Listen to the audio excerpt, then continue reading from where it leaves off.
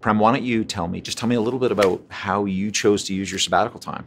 So my husband had the idea of, for over 10 years, talking about going on doing a hike in Machu Picchu. And finally I had the opportunity and the time. So a little bit reluctant, but I decided, I love hiking, but I was reluctant to do Machu Picchu. And so we decided to pursue that. And it was probably the best decision I made to do that. Yeah. So it was a great trip. Prem, you had spent a lot of time planning this journey and preparing for the journey. Tell me, how did it feel to start it?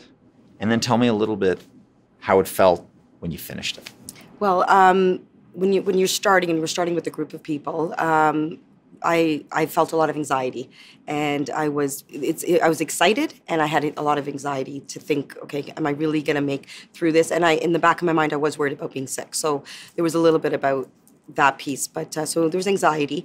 And as I started going through the day, what I was anticipating kind of happened a little bit, where I started to feel a little bit sick, thinking, and then doubt, had a lot of doubt that, am I really going to be able to achieve this? And also had the thought of, what did I get myself into? Maybe this is too much for me and I'm being overly ambitious. By the third day, it was, I can do this, and I'm starting to enjoy the experience. And through that, it was me taking a step back and saying, enjoy the moment. I had to slow down and remind myself, you're feeling a little bit of pain, but enjoy the moment. And that was me trying to reflect and think about that really deeply. And as I finished, it was, yes, there's a little bit of victory, and I got to the finish line and it's done, but it's a deeper sense of satisfaction that you plan something and you've finished it and you've accomplished it. But I think it was a lot about appreciating all the people that I did it with, and all the porters and the guides. It was everybody else's support that actually got me to the end. And I stepped back and thought that was what really made it more special, was, I'm grateful to them because they got me to that dream that I wanted. You had told me earlier that you met people in the rainforest during your experience that had really no connection with technology whatsoever. Can you tell me a little bit more about that? Yeah, so we as we were going through the Amazon, we had passed through different tribes that were living there for over 3 generations. It was a rural lifestyle, no technology. They were living off the land completely.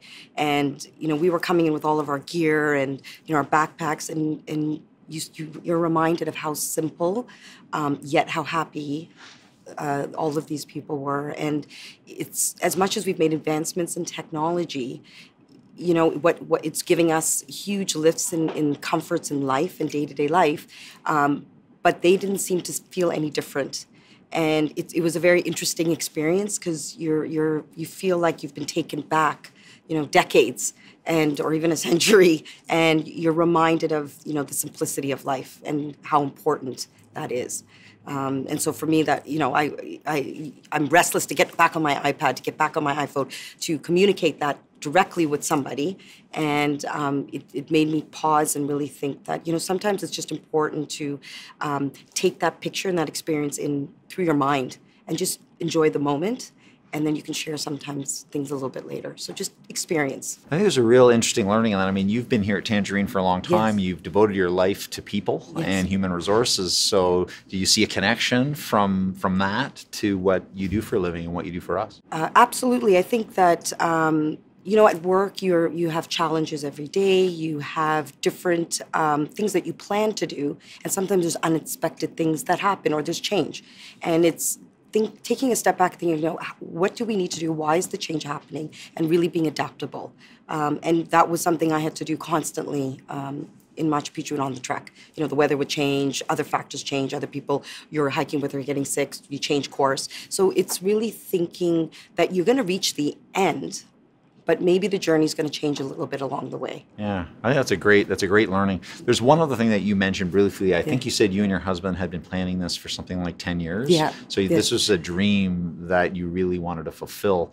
Tell me what it was like to feel. What did it feel like to do something that you had been dreaming about for so long? When I completed it, it was more just I've completed the accomplishment of climbing, and not necessarily, it didn't dawned on me that I had actually accomplished a dream. It was only a year later when I actually started putting my album together, and I started to realize, wow, you know, that you put something on your bucket list, and you always think it's, you know, you can't attain that, and it's going to be difficult. You don't have the funds, you don't have the time. You know, life sometimes just gets in the way, and I felt lucky. I felt lucky that I had everything, all the pieces came together, and it allowed me to actually achieve that. And it was through a lot of support. I mean, having the sabbatical program, a lot of things came together to enable me to do that. So no, it was great. Well, that's fantastic. Yeah. And thank you so much for sharing that experience and the learnings and the story with me and everyone else. Thanks, Prem. Thank you very much.